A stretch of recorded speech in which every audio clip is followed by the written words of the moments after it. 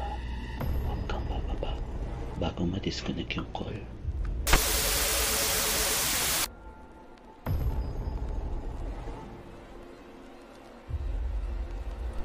Akala ko tapos na.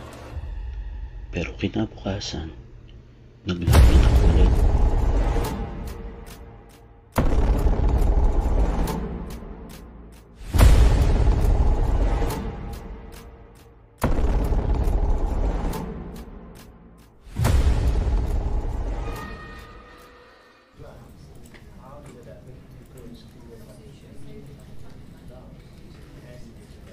Third night, I told myself, hindi na ako matatakot. Mag-a-apply na lang ako sa day shift. Pero bago ako umalis, nag-blink ulit yung phone ko. Unknown number. Last na to, sabi ko sa sarili ko. Sinagot ko, hello? Tahimik. Mamaya may boses na.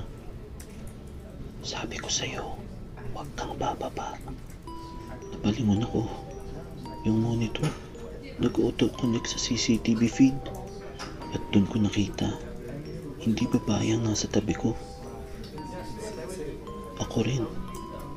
Pero yung version ko, nakangiti.